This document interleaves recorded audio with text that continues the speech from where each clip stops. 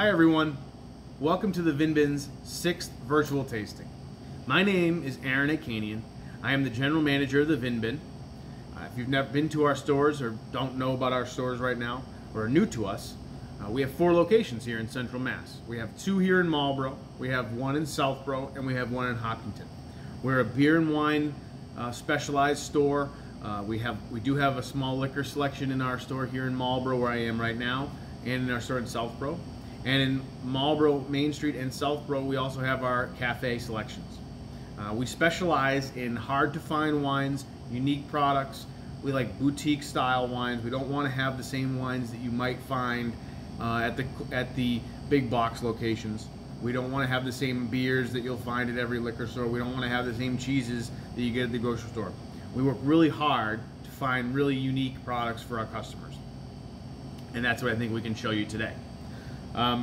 The idea behind this particular virtual tasting was sort of, as we are going into the fall season here, to sort of think about the next big day for us, which is actually Thanksgiving. And I know it seems like it's far away now, but you and I all know that the holidays creep up on you big time, okay? And Thanksgiving happens to be one of, actually, the biggest wine drinking holiday of the year. So we start planning our Thanksgiving selections here in the store right about now, and we start building towards that. So we kind of came up with a little bag here of particularly the wines that we think are fall friendly, and particularly thinking about the Thanksgiving meal. Before we get started here, I do like to just point out a couple of things about VinBin business, a couple of housekeeping projects. The biggest one right now is if you don't get our emails, I highly recommend getting them. I do admit we send a lot, but I think our emails have value because there's sales in them, there's deals. So if you at least just click them, and you don't have to read any part of it, just look for the deals. We have wine specials a few times a week. We have a Monday morning, we call it our Bacchus, who is the god of wine. Our Monday morning Bacchus special is a big one. That's our biggest of the week. It's always something really interesting, and we have we put a lot of good wines on there. We really slash a good price for you, so I would pay attention to that. We have daily specials throughout the mid part of the week on Tuesday and Wednesday and Thursday. And then on Saturday night, we do a Saturday night special as well. And you can purchase these all online.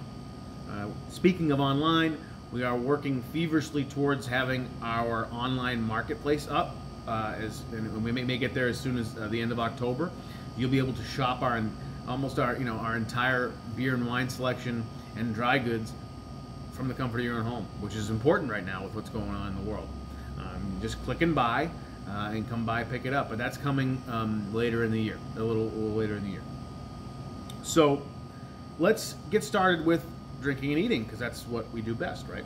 So let's look at first, let's lay out what we have in our bag. So let's go through the wines first. We have the Frisk Riesling, okay? That's the one we're going to start with. Then we're going to go to the Caramel Road Pinot Noir, okay? And we're going to finish our wine tasting with the Fortnight Cabernet. Now, as far as our food products go, the first cheese that we're going to taste is the Manchego. That's the one with the ridges on the outside, really kind of pretty looking, a little softer. And then the second cheese that we're going to go with is the Piave. That's the harder, drier looking Italian cheese. And our crackers, my favorite cracker, are these little guys. Okay, these little French wafers. So how we're going to do this is we're going to taste one wine. I'll give you a little spiel about it, and we'll get to sip it, and I'll talk about the flavors, at least the way I perceive them, and why we picked it. And then we'll taste our first cheese. Then we'll go to the next wine. We'll taste our second cheese, and then the last wine together. And hopefully you guys learn a little something as we go along. So let's get started, right? Let's drink some wine. So let's look at our first wine. We just showed it to you. This is the Frisk Prickly Riesling. Now, Riesling is one of my favorite wines that we sell. It's actually one of my favorite white wines in the world. And I think Riesling gets a really, really bad rap, and it gets a bad reputation. And that comes from a lot of things, but mainly it comes from the fact that Riesling is definitely thought of as a sweet wine, and there are sweet Rieslings. But I think there's a lot of bad Riesling out there in the world. I'm not going to name names or brands, but I think the majority of us have, if we've had Riesling from, at a restaurant somewhere, it's not a good one. They're overly sweet, they're overly sugary, and they're almost syrupy, and I don't like that as much. But good Riesling carries so much acidity and freshness, and the sweetness is there, but if you pair it with the right foods, it can be a totally different experience. There's also Rieslings that are completely bone dry, drier than any white wine, any other whites you'll find. And there's Rieslings that are great, like super, super sweet, that are fantastic dessert wines. I think people have a tendency to psych themselves out of certain flavors, and sweetness is one of them. And people are so in their minds that they don't like sweet wine, that the minute they look at a Riesling, they won't like it, even if it isn't sweet, or even if it doesn't taste sweet. So the one we're going to play with here, I think, is a great starter Riesling. If you're sitting out there and haven't had one, or you think you really don't like them, I think this is a really good one to start with.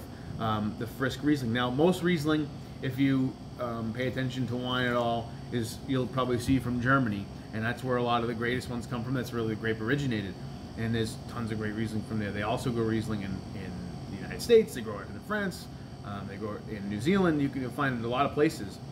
But this one is actually from Australia, and this is from Victoria, Australia. It's the same place where you'll find Sydney, and it's a Riesling that is, I think it's fantastic to start a process like this, because it's really vibrant. You get tons of notes. I mean, right off the bat.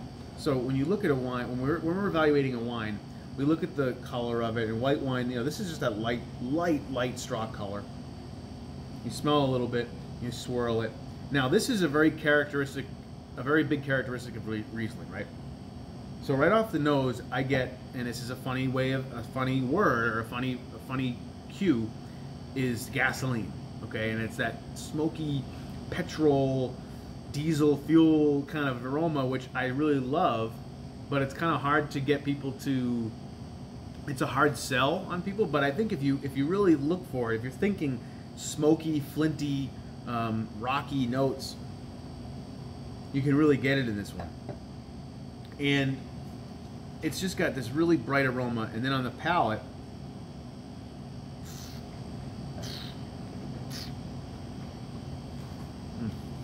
so the sweetness is definitely right up front. Right when you put it in your mouth, right at the tip of your tongue, you definitely get some sweet fruit, some sweet peach, almost some citrus fruit, some pineapple, very tropical. But on the mid palate, when it moves its way back your tongue and down your throat, it has a dryness, and it has a lot of acidity, and it really actually almost dries your mouth out. It has some really nice drying aspect to it, which kind of makes you want to have a snack or eat something. And also with this one, they call it, you'll notice in the label, they call it the prickly Riesling, and that's because through some yeast manipulation, they actually have, it's not sparkling so much, but it has an effervescence to it. And that's what really draws me to this Riesling in particular, is that brightness, that lightness, that finish that really is lifting, versus some Rieslings that are overly sweet, that are heavy on the back end. This is lighter. So when we talked earlier about thinking about Thanksgiving and large meals, I think Riesling, in this point in particular, the Frisk, is a great option. It's, if you think about your Thanksgiving table, you have every flavor, every sense is covered. You have sweet, savory, you have rich, you have light, you have buttery, you have all these different textures. So it's difficult. You have to find a wine that can flow through that entire meal. And I think Riesling works really well because it kind of wakes everything up with that touch of sweetness. And turkey, to be honest, is kind of a drier, blander meat, and it needs something to lift it, something to pick it up. And that's where I think a nice Riesling comes in. But a really tasty little wine, and I think if this is your first, if you're not a Riesling fan, I think this is a great place to start, because to be honest, I would call this off dry. And if it wasn't for that really, right off the front, that pop of sweetness, this is almost a dry wine, and it's really lovely.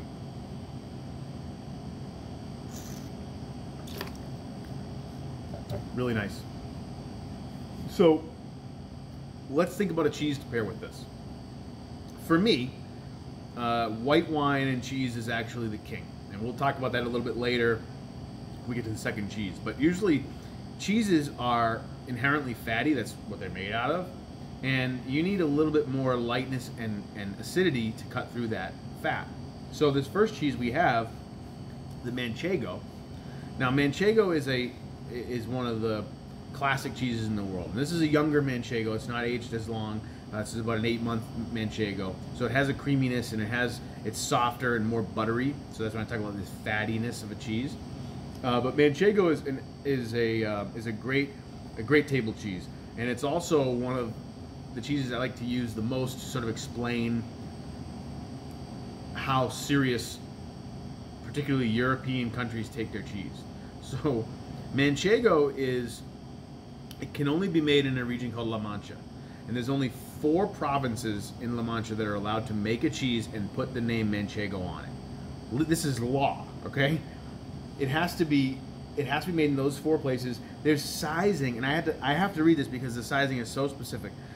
It must be pressed in a cylindrical mold that has a maximum height of 12 centimeters and a maximum diameter of 22 centimeters. This is written law, okay? So it's really interesting if you start looking at European cheeses and how they have these laws. They have a wine too. So this is serious business, right? And you could imagine if someone from outside of where they make this cheese, for instance, in the United States, there are places that make Manchego, and they'll call it Manchego style or something like that. But it's legally only allowed to be called Manchego if it's from these places. Manchego is a sheep's milk cheese, 100% sheep's milk. It comes from these specific sheep breed called the Manchego breed. It has to come from those sheep. And you typically see it age between 60 days, which is a very, very young one. We don't get those in the United States very often, and sometimes up to 2 years, and you get a lot of more intensity and flavor of that one. Like I said, this one's about an 8-month, so on the younger side. Great for snacking. And if you look at it, it's got a really beautiful little white, nice sort of ivory color. It's got a little bit of holes to it, a little holy, like not quite, of course, not in the world of Swiss cheese, but just a little bit. And this particular one is very soft and very buttery.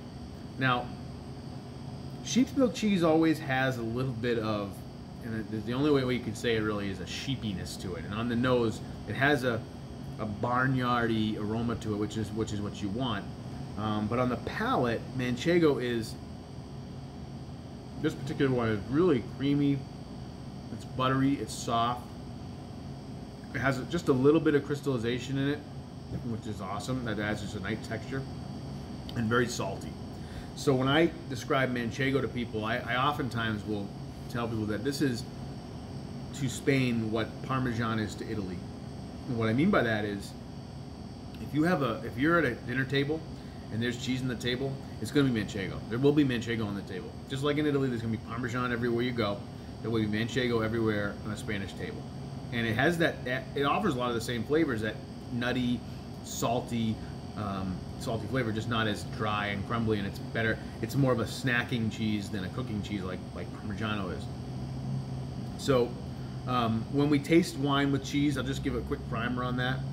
You know, you don't want to think about having the cheese in your mouth and like swishing it together. It's almost like you eat a piece of cheese, you put it down, then you sort of use the wine to cleanse it out. Okay, so it kind of, and those marry really well, just as I'm tasting it there. The brightness of the Riesling, the acidity, the pop, and that salty cheese. It's actually really nice. Okay. We're off to a good start. So, the second wine we're going to go to is a wine that, as an employee here at the Vin Bin, I've actually seen this wine for years. I've worked here almost 15 years, and I would bet you that we've carried this wine probably 10 out of those 15 years. And this is the Carmel Road Pinot Noir from Monterey. Now, it's kind of a funny story with this one. We see our wine reps once a week, and we taste every wine that we buy for the store. Every wine, for myself and the owner of the store, Rick Lombardi, we sample every single wine that comes in the store. We don't buy a single thing unless we try it first. Even if it's a wine like the Carmel Road that we've had over the years many, many times, we still try it. And I'll be honest, the last couple of times we tried this wine, we weren't really that enamored with it. And the wine salesperson who shows it to us, we're very friendly with her, and we want to we try to keep a good relationship with her. And we thought she had the wine to pour. So okay, we'll try this wine. We'll try it, whatever. And we're sort of just shooting the breeze with her, and she pours the wine for us, and we're chatting, and we're just sort of absent-mindedly sniffing, and it's like, it smells good. And then we took a sip, and we were like, whoa. What is this? We didn't even pay attention to her when she poured it. We were like, what is this wine? What did we just taste? She says, oh, it's the Carmel Road Pinot Noir. I said, no, it's not. It's not that. No, it's not. We've had that wine. And she goes, no, it really was. This is it. And we were floored. And it sort of goes back to when you talk about wine, you talk about these, there's different vintages they make every year. They change the wine, and this one, for some reason, this is the 2017 vintage, just sung to us, and we couldn't believe it. And Pinot Noir is this really difficult. It's a really difficult wine to buy for a store or a restaurant because there's so many of them. It's very difficult to make properly, and it's very difficult to make properly and have it be affordable. So this one hit every note. It's got affordability. It's under $20 a bottle, and it's made exactly the way Pinot Noir is supposed to be made. Now, there's a lot of Pinot Noir in the world, particularly in the United States, that is not. It's not correct, and that doesn't mean it's bad. It just means it's not the way it's supposed to taste. Pinot Noir is supposed to be a lighter-bodied red. It's supposed to be subtle. It's supposed to be finesse-driven. And in the United States, we've kind of made it this different style where it's sweeter, it's juicy, it's darker. The color's really dark, and it's become this full-bodied wine. And there's a time and place for those, but we like to find a more pure expression. So, and again, we go back to our Thanksgiving dinner. For years and years and years, the red wine we recommend for Thanksgiving is Pinot Noir because it's softer, it's lighter, and it can kind of blend in with all the different flavors on the table. Now, when we look at this wine at the Carmel Road, right off the bat, this is correct color. It's got this nice sort of like light ruby color. You can see through it. It's not overly extracted and dark and inky like the Cabernet we'll get to later. It's got that nice light color, almost has a garnet-y color to it with a brickish red. Really pretty. Now on the nose, you do smell some bright cherry. You do get some red fruit, but I also get this really nice warmth and almost a spicy, a baking spice kind of note. Like a cinnamon and nutmeg, that just like a subtleness to it. It's really nice and layered. And on the palate,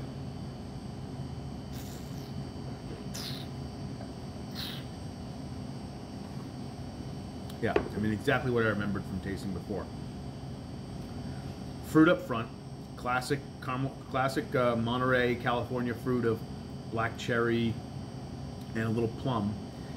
But this is really set apart by number one, the spice. Number two, the acidity.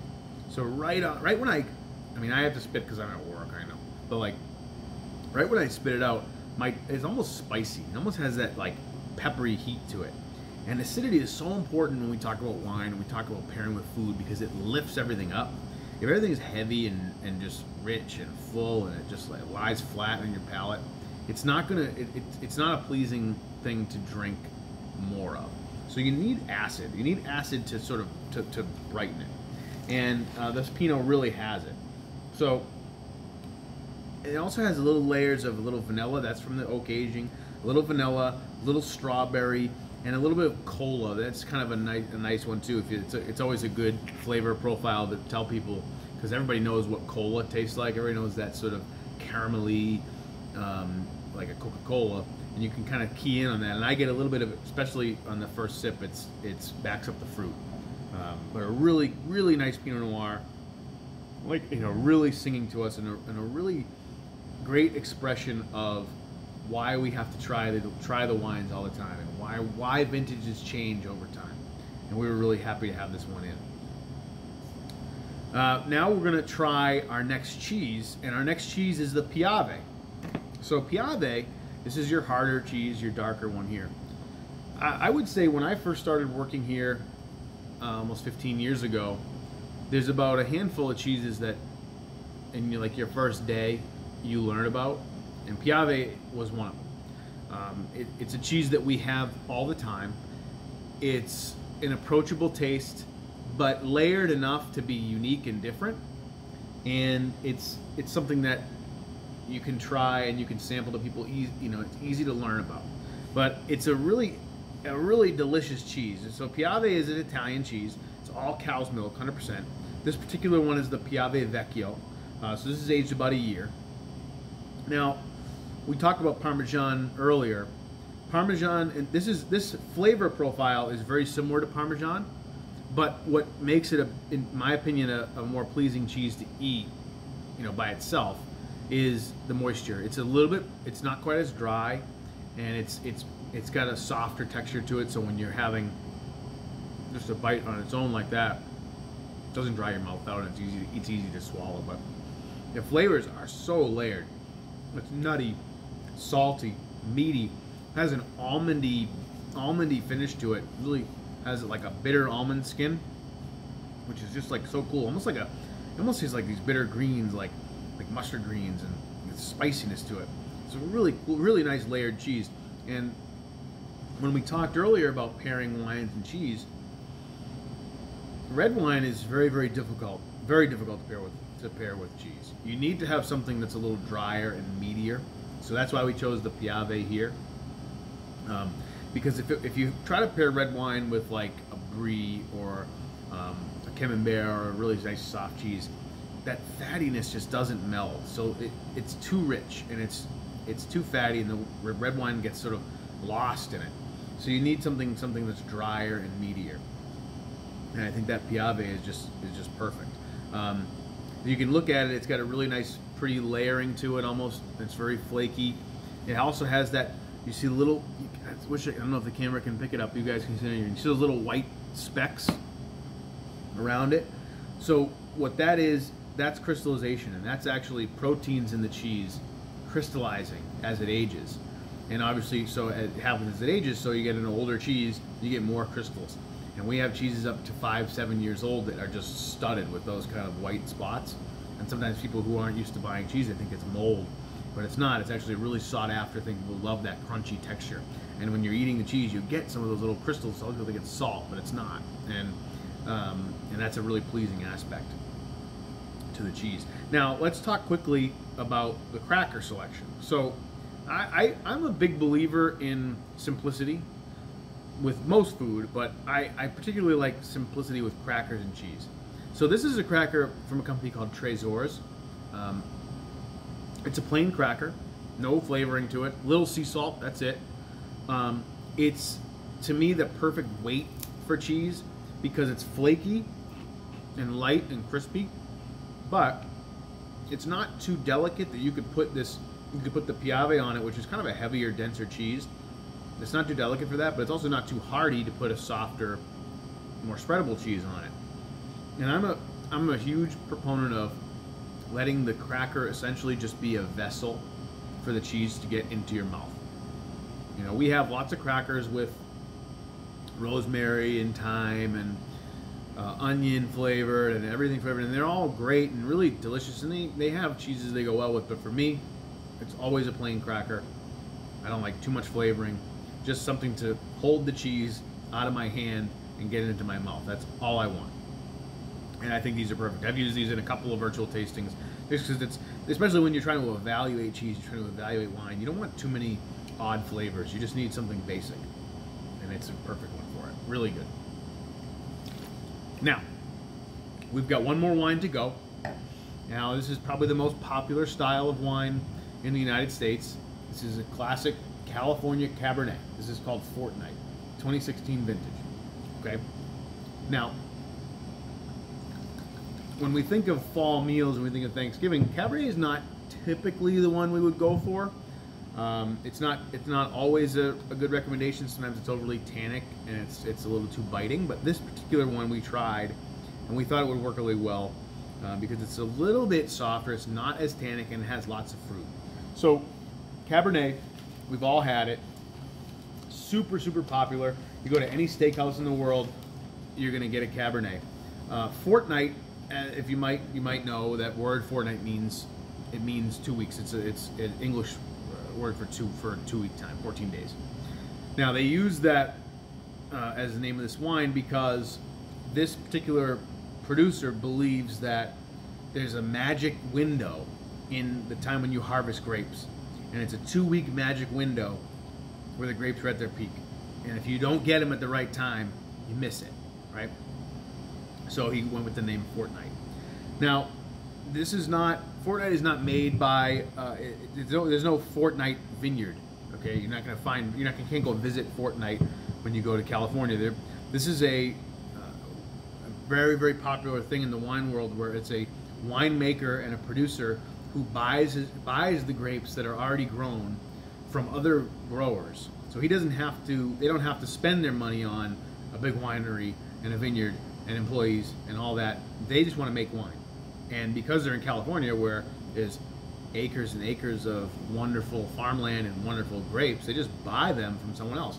Most of the fruit for this one comes from Napa. Not all of it does. That's why they don't put Napa on the label.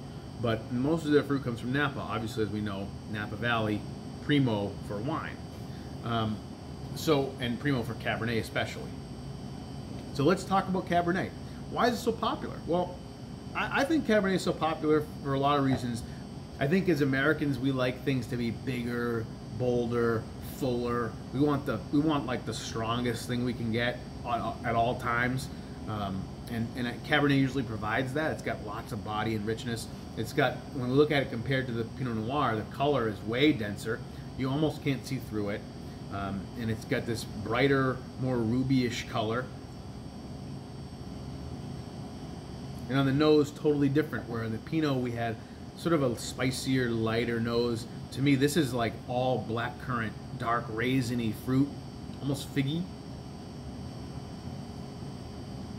But yeah, and it has a really interesting green aroma to it. So green, I might think of eucalyptus or even green pepper, pepper skin. It smells really nice. There's a lot of depth in that nose.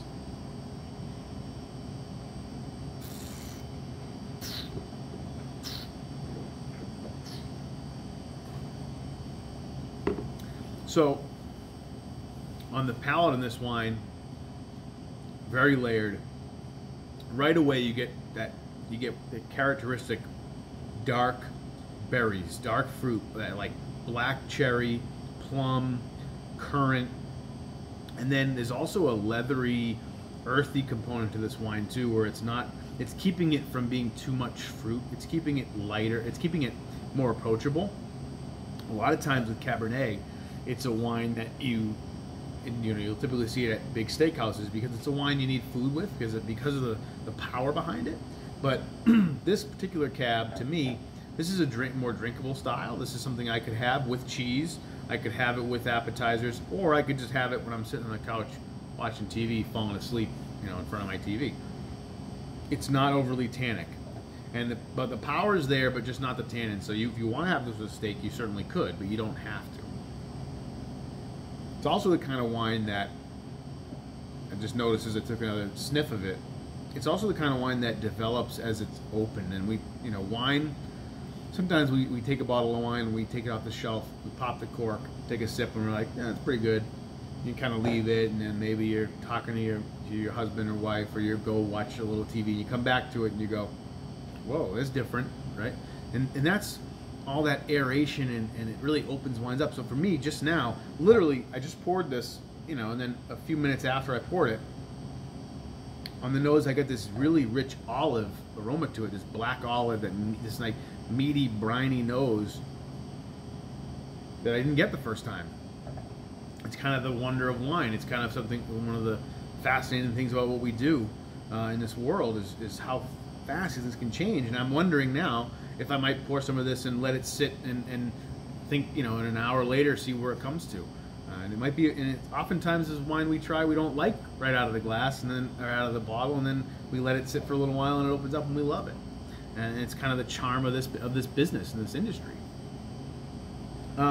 So that's our tasting today, folks, and we went through 3 awesome wines, a couple of really good cheeses, and I hope you learned something, and I hope you enjoyed it. Like I said, think about these styles as Thanksgiving rolls along. As you have company coming over, think about Riesling. Think about introducing your friends and family to different experiences. Something I like to do with my family, here's a little tip, is sometimes I will get them wine that they think they don't like, and I won't tell them when I'm serving them. I just put it in a glass and I give it to them. Sometimes I put it in a glass they can't see through, so they can't even look at it, and they just drink it and they like it, and I go, yeah, that was a Riesling, and they go, no way, I hate Riesling. I go, yeah, that was Riesling. So that's a fun way to kind of trick your family, but everybody likes to do that. So that's our tasting for the day. I hope you enjoyed it. I hope you're all happy and healthy. I hope everyone stays safe throughout the fall, and we hope to see you soon. Thanks very much.